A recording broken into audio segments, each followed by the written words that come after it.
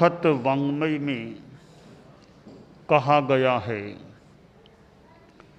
नतम अरी कंठ छित्ता करेई, जंग से करे अपनिया दुरप्पा, सो नाहि मत्सु मुहम तु पत्ते, पच्छाणुतावेण दया विहूणो। चार शब्द हैं, परमात्मा, महात्मा, सदात्मा, दुरात्मा। इन चारों शब्दों में आत्मा तो है ही, एक आत्मा के आगे परम लगा है, दूसरे के आगे महत कह दे महा लगा है, और महत मह महा जो भी मूल महत शब्द है संस्कृत का। तीसरा है उसके आत्मा के आगे सद लगा है। चौथे शब्द में आत्मा से पूर्व दुर उपसर्ग लगा है।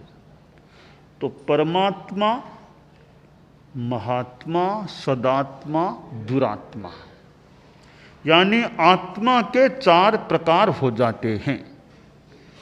सबसे उच्च कोटि का प्रकार तो है परमात्मा। परमात्मा जो मोक्ष में गई हुई आत्माएं हैं वे परम आत्माएं हैं, या किसी अपेक्षा से केवल ज्ञानी आत्माओं को परमात्मा मान लें, तो ये तो परम विशुद्ध आत्माएं हैं, सिद्ध हैं तो आठों कर्मों से मुक्त, और केवल ज्ञानी हैं मनुष्य वे चार घाती कर्मों से मुक्त। तो परमात्मा तो आत्मा की परम अवस्था की स्थिति होती है। दूसरा शब्द है महात्मा, महान आत्मा, यानी साधु लोग, संत लोग। अब महात्मा बनना भी ऊंची बात है। दुनिया में अरबों मनुष्यों में कुछ एक लोग महात्मा की कोटि के हो सकते हैं। हालांकि यह दुनिया के लिए एक अच्छी बात है कि पूरी दुनिया में साधु हमेशा रहते हैं। ऐसा कोई समय न था न है न होगा कि पूरी दुनिया में यानी अढ़ाई द्वीप में कोई भी साधु नहीं रहेगा, ऐसा कभी नहीं होता। और साधु भी 2, 4, 5 या 100, 200 ही नहीं, तो करोड़ों कह दें कि अरबों कह दें, साधु हमेशा विद्यमान दुनिया में रहते हैं। देवलोक हो गए, एक मोक्ष में गए, फिर नए नए साधु बनते रहते हैं। तो साधुओं की परंपरा अविच्छिन्न रहती है। जैसे मैं हमारे धर्म संघ की दृष्टि से देखूं तो करीब 261 वर्ष पूरे होने वाले हैं जैन श्वेतांबर तेरा पंथ को शुरू हुए। तो इस तेरा पंथ में करीब 261 वर्षों से लेकर आज तक साधु की परंपरा अविच्छिन्न चल रही है। ऐसा कोई समय नहीं आया कि कोई भी साधु नहीं रहा, अविच्छिन्न आए हैं, काल धर्म को प्राप्त हो गए और नई दीक्षाएं हो गई। कोई काल धर्म को प्राप्त होता है फिर नई दीक्षाएं हो जाती, तो परंपरा अविच्छिन्न चल रही है। इसी प्रकार इस पूरी दुनिया में इतनी अविच्छिन्न परंपरा है कि अनंत काल पहले भी साधु थे, अनंत काल में लगातार साधु हैं और लगातार अनंत अनंत काल तक दुनिया में साधु रहेंगे। आते हैं, चले जाते हैं, फिर आ जाते हैं, यानी बीच में कोई ऐसा समय नहीं आता कि अभी तो कोई साधु नहीं है। ऐसा समय कभी नहीं आता। कि अविच्छिन्न परंपरा साधु संस्था की, साधुओं की चलती है। तो महात्मा हम साधु को मान लें, महान आत्मा। और एक सीधा सा अर्थ में यूं शब्द से जोड़ के बता दूं, जो महाव्रती हैं वे महात्मा हैं। महाव्रत और महाआत्मा, जो महाव्रतों को स्वीकार करके पालने वाले हैं वे महाव्रती की जगह आत्मा को महात्मा हो गए। तो महात्मा की एक परिभाषा, जो महाव्रती हैं वे महात्मा हैं। एक संस्कृत में श्लोक आता है, वो एक सामान्य रूप में महात्मा की परिभाषा बताने वाला है, दुरात्मा की बात भी बताने वाला है। मैं महात्मा की बात बताऊं, मनस्येकम वचस्येकम वपुष्येकम महात्मनाम। जिसके मन वचन और काय में एकता होती है वह महात्मा होता है। जो मन में है वही वाणी में आता है। ऐसा नहीं मन में कुछ है वाणी में और कोई यथार्थ बात कह देता है। एकता है मन और वचन में, जो कहता है वही उसके आचरणों में है।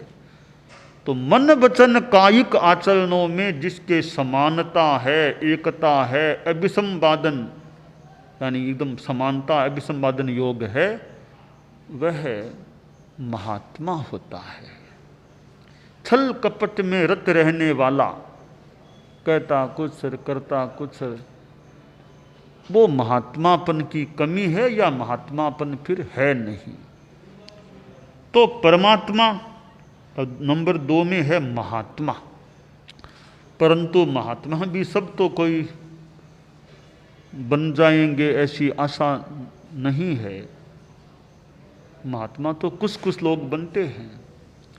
तो नंबर 3 में शब्द है सदात्मा, कि भी ठीक है महात्मा नहीं भी बन सको, सदात्मा अच्छी आत्मा, सज्जन आदमी तो बनो ना। गारहस्थ्य में रहो, वहां भी सज्जन रूप में रहो, दुर्जन मत बनो। तो चौथा शब्द है दुरात्मा। सज्जन है जो सामान्य रूप में अपना ठीक है, गृहस्थ है, गृहस्थ की भूमिका में सदाचारी है, जो हिंसा हत्या ऐसे गलत जघन्य काम नहीं करता, धोखा देना ऐसे जघन्य गलत कामों से बचता है। बाकी गारहस्थ्य का जीवन जीता है, पैसा कमाता है, रखता है, वो काम तो करता ही है करने वाला। तो सदात्मा सज्जन आदमी है, वो सदात्मा है। चौथा शब्द है दुरात्मा, दुर्जन आदमी। वो मनस्संयत वचस्संयत वपुस्संयत दुरात्मा नाम। मन में कुछ है, वाणी में कुछ ही बोलता है, करता कुछ, एकता नहीं है मन वचन काय में, वह दुरात्मा दुर्जन आदमी होता है। तो दुर्जन और सज्जन, क्योंकि परमात्मा तो बहुत ही ऊंची बात है, महात्मा कुछ कुछ लोग हैं। बाकी गृहस्थों में तो 2 तरह के होते हैं, या तो दुरात्मा या सदात्मा। तो दुर्जन और सज्जन, तो दोनों के लक्षण कुछ एक श्लोक में बताए गए हैं। संस्कृत का श्लोक है, विद्या विवादाय धनम मदाय शक्ति परेशां परिपीडनाय खलस्य साधोः विपरीतमेतज् ज्ञानाय दानाय च रक्षणाय। 3 संदर्भों में दुर्जन और सज्जन की भेदरेखा खींची गई है। पहली बात है विद्या। एक दुर्जन के पास विद्या है, कुछ पढ़ा लिखा है आदमी, विद्या है, तो विवादाय, दुर्जन आदमी विवाद करता है विद्या के द्वारा, बात को उलझाने का प्रयास करता है, समाधान नहीं होने देता। तो दुर्जन आदमी के पास विद्या है, वो विवाद के काम में आ सकती है, आ जाती है। सज्जन के पास विद्या है तो वह ज्ञान को और बढ़ाने वाली भी, मेरे पास विद्या मैं औरों को भी ज्ञान दूं, आपके पास विद्या आप औरों को भी ज्ञान दो। तो सज्जन की विद्या है वो ज्ञानाय, संस्कृत को जानने वाला गृहस्थ है तो भी विद्या है मेरे पास संस्कृत की, तो संस्कृत के ग्रंथों को पढ़ूं, मेरा भी ज्ञान बढ़े, औरों को बताऊं, उनका भी ज्ञान बढ़े। तो विद्या ज्ञान में उपयोग में आती है, ज्ञान बढ़ाने वाली होती है सज्जन की विद्या। दुर्जन की विद्या विवाद करने वाली होती है। धनम, एक सज्जन के पास भी धन है, दुर्जन के पास भी धन आ गया है। तो दुर्जन आदमी तो धन का अहंकार करेगा, मेरे पास धन है, धन है, धन है, धन का त्याग नहीं करता, बस धन है मेरे पास। ये अहंकार को बढ़ाने में दुर्जन का धन निमित्त बन जाता है। सज्जन के पास धन है, दाना ये दान कर दो, गृहस्थ है भी दान दे दो, कुछ दे दो, आया मांगने दे दो। एक वो परम पूज्य आचार्य महाप्रज्ञ जी से छोटी सी बात सुनी थी, मैं अपनी शैली में बता सकता हूँ कि एक सेठ था, तो सेठ के पास कोई, सेठ तो धनाढ्य आदमी था, एक पड़ोस में किसी के शादी थी, सामान्य घर था पड़ोसी का, कभी कुछ सामान चाहिएगा शादी में, तो सेठ साहब के वहाँ जाएँ, वहाँ कुछ सामान मिल जाएगा, तो शादी में एक बार काम लेके वापस लौटा देंगे। तो वो पड़ोसी आदमी था और वो सेठ जी के पास गया कि सेठ साहब बेटे की शादी के दिन निकट आ रहे हैं, तो कुछ सामान आपके यहाँ है, तो वो हमें एक बार टेम्परेरी रूप में चाहिए काम लेने के लिए। तो सेठ का थोड़ा मन नहीं था कि मैं क्यों अपना सामान दूं, तो सेठ ने एक तरीका निकाला, भी सीधी ना तो कैसे कहूँ, तो कहा भाई ठीक है, पर अभी तो कोई आदमी नहीं है, वो कोई आदमी नहीं है अभी तो नहीं दे सकता, कोई आदमी नहीं है यहाँ कोई, यानी वो कर्मचारी नहीं है जो सामान उतार दे कोई आदमी नहीं है अभी तो पड़ोसी के मुख से निकल गया कि सेठ साहब मैं तो आपको आदमी मानकर ही आया था, मैं तो आपको आदमी मानकर ही आया था, खैर आपकी इच्छा नहीं है तो कोई बात। तो सज्जन आदमी है, एक दुर्जन के पास धन है भी, तो घमंड मेरे पास इतना इतना, दान त्याग करना हो कि वो उसके लिए थोड़ा कठिन पड़ता है।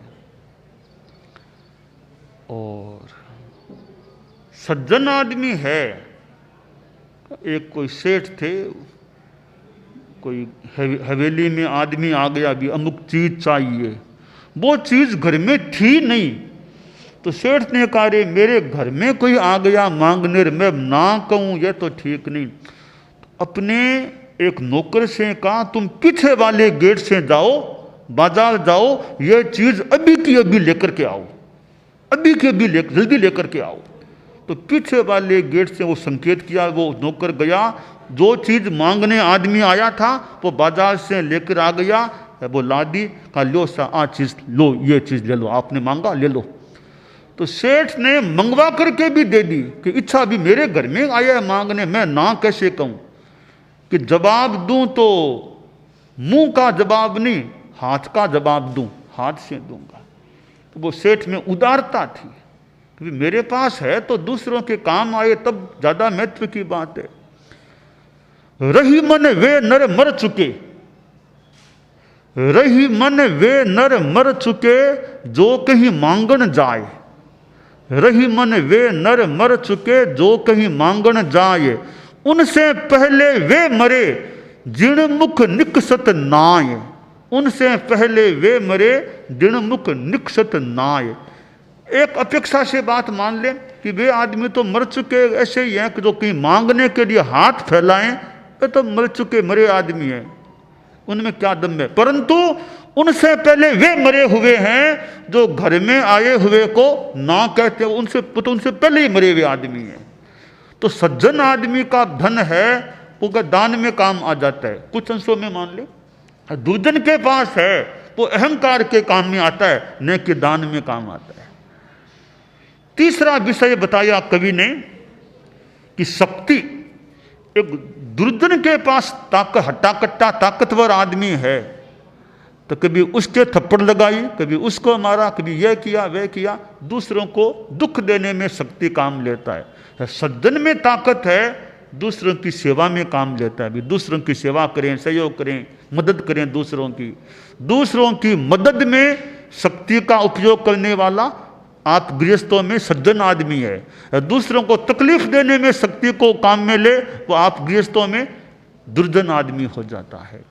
तो गृहस्थों में दो तरह के आदमी हो सकते हैं, दुर्जन आदमी और सज्जन आदमी। तो जो सदात्मा यानी सज्जन आदमी, दुरात्मा दुर्जन आदमी। शास्त्रकार ने एक बात कही है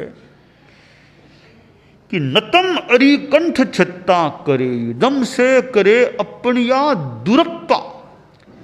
कि जो नुकसान, जो अहित गला काट देने वाला दुश्मन भी नहीं करता, वो नुकसान हमारी ही दुरात्मा बनी हुई आत्मा कर देती है।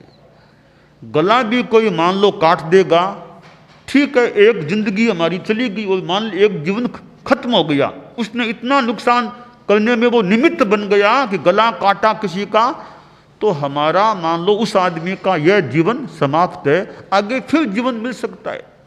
पर हमारी आत्मा जो शत्रु है वो ऐसा नुकसान कर देती है, कई जन्मों में तकलीफ पानी पड़ सकती है।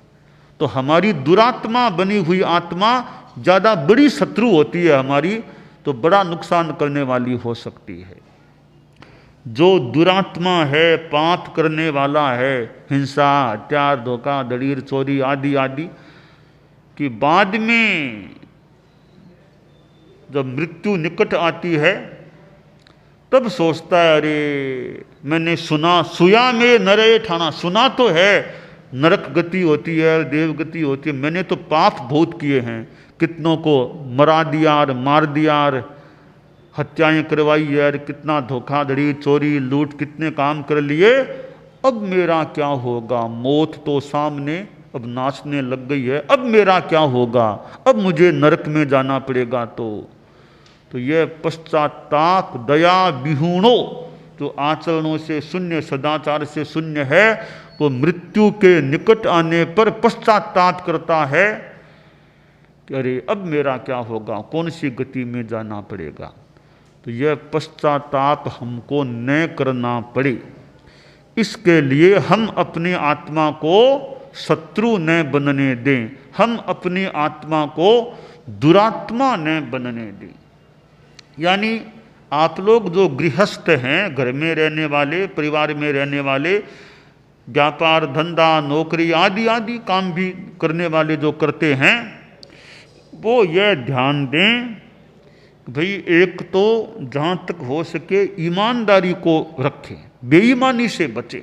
रुपया पैसा लेन देन, उद्योग धंधा जो भी करें, जितना संभव हो सके अनैतिक काम नहीं करना, बेईमानी नहीं करना, किसी के साथ ठगी नहीं करना। दिखाया कुछ और पैक बंद किया, उसमें डाल दिया कुछ और ऐसा ऐसा, दिखाना कुछ, देना कुछ, लालच में आकर के धोखा, गलत काम, पैसे के अर्जन के मामले में नहीं करना चाहिए। और भी जो भी लेन देन करना है, बेईमानी नहीं करनी चाहिए, धोखाधड़ी नहीं करनी चाहिए।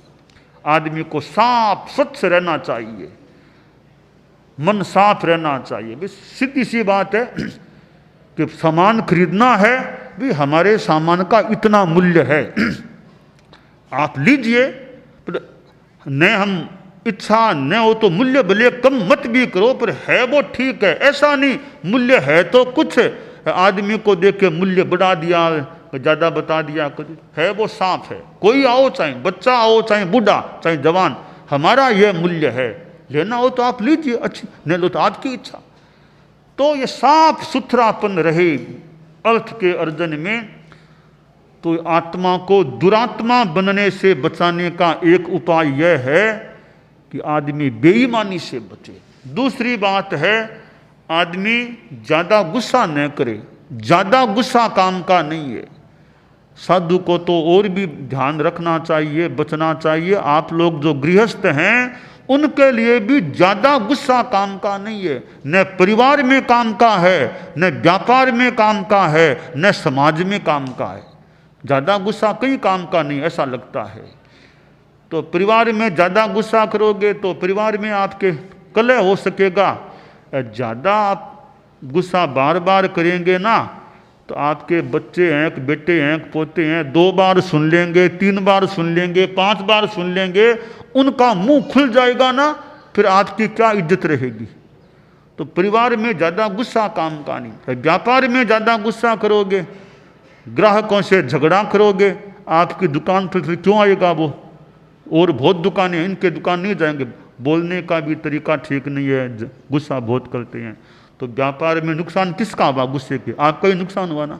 तो व्यापार में गुस्सा, समाज में गुस्सा ज़्यादा करोगे, मीटिंग है समाज की, आवेश में ऐसे बोलने लग गए, थोड़ी देर तो मान लो लोग सुन लेंगे, फिर सोचेंगे रे अब चुनाव का समय है ना, इस आदमी को आगे नहीं लाना, इसको ये काम का नहीं है, बस सामान्य ही ठीक है। और किसी को देखो कौन अध्यक्ष बन सकते, औरों पर ध्यान दो, ये काम का नहीं, इतना गुस्सेल है, न सबको साथ लेकर चल सकेगा, लड़ाई झगड़ा कहीं बढ़ेगा, इसको आगे नहीं लाना। तो नुकसान किसका हुआ?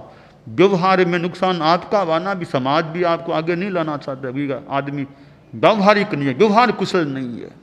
तो सबसे बड़ी बात है, आत्मा का नुकसान भी गुस्से से हो सकता है। तो आदमी को ईमानदारी का ध्यान रखना चाहिए और ज़्यादा गुस्सा नहीं करना चाहिए, शांति रखनी चाहिए। कोई बात कहनी भी है तो शांति रखो, शांति से भी तो बात कही जा सकती है। एक बात को आदमी गुस्से में बोले, उसी बात को शांति से अगर बोले तो बात ठीक हो सकती है। और अपना जीवन में संयम रहे, खान पान और संयम रखे आदमी, और साथ में धर्म ध्यान जितना हो सके। जैसे जैन धर्म में नवकार मंत्र है कि सामायिक आदि जितना टाइम मिले अपने हिसाब से टाइम निकाल के भी करता रहे, तो आदमी दुरात्मा होने से बच सकता है। तो हमारी आत्मा जितना बड़ा नुकसान हमारा कर सकती है, उतना बड़ा नुकसान कोई शत्रु भी नहीं कर सकता। हम अपनी आत्मा को दुरात्मा बनने से बचाएं। खासकर आप लोग जो गृहस्थ हैं कि आत्मा दुरात्मा यानी दुर्जन कभी न बने, यह ध्यान रखने की बात है।